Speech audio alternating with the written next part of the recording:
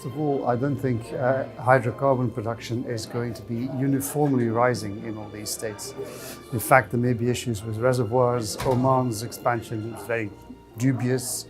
Bahrain says they've discovered the next additional field. So there may be some. And I suspect there's going to be two countervailing pressures. On the one hand, all of these states over the past few years, there's been a realization that you need to introduce reforms, that the old style economy based essentially purely on either directly or indirectly on hydrocarbon revenue are not sustainable. Except perhaps the smallest, richest, least populated states like Qatar, Abu Dhabi and Kuwait. But even there are issues about youth bulge, so to speak, people wanting jobs, people wanting relevant jobs, worthwhile kind of jobs. But beyond that, there's been a realization, I think, that you can't continue to rely on oil, even when there still is oil, because of two things. One, all these states are increasingly consuming their own oil. Saudi Arabia is already consuming 25% of its own production, and that's only going up. So that's one thing. The second thing is that oil is becoming increasingly problematic in its reputation for pollution and climate change. So there's clearly a push towards renewables and so on around the world, and there's a realization that's built up over the past decade or so that they can't continue to rely just on oil. So hence the idea we need to get beyond this. They've all got lots of plans. They've all got vision 2030, 25, whatever vision, and all sorts of measures.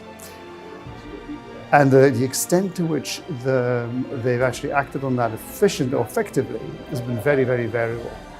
And it hasn't really all added up yet to secure certain success for a post-oil age. So there's going to be problems. Saudi Arabia has been very ambitious in putting together its Vision 2030 plan. But we've already seen, first of all, they're slipping in implementation. Secondly, they've had to pull back in many ways from some of the very sensible things that they were doing, reducing subsidies and so on and handouts. It was reversed. Why? For obvious political reasons, right? So that old dynamic hasn't gone away. But secondly, the problem for all of them, regardless of what happens with oil prices in the near future, is how do you translate that the reforms in such a way that you don't just keep trying to employ people as the state, because that in its own costs money.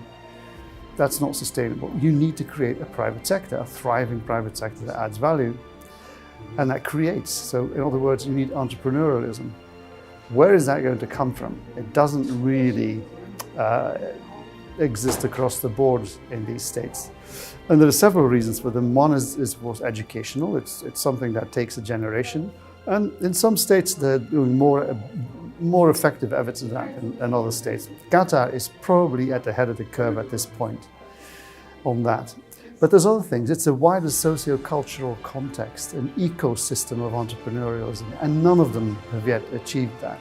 Again, some states are getting perhaps a little bit further ahead than others. Again, Qatar, perhaps the UAE.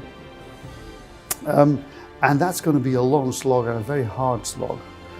There is a final complication there, because whatever you do in terms of initiatives to get people into an entrepreneurial spirit, if your budding entrepreneurs don't get the opportunities to create their sustainable businesses, if the business opportunities and the existing contracts and so on are all hogged by the existing business elites, often linked to the royal elites, it's a limited game that's being played. So you often do get people starting things up with subsidies from here and encouragement from that NGO and so on, only to fall by the wayside because there's not really much of an opening. And the other thing, the part of what happens is that very often the ones who do get the resources to do this and then very occasionally succeed are part of the same old business families, sometimes royal. So again, there's a limit at the moment. It's still very hard for new entrepreneurial forces to come through and create real innovation. So that all of those things are limiting the extent to which the Gulf states are able to push beyond oil into a post-oil, really sustainable value-adding kind of economy.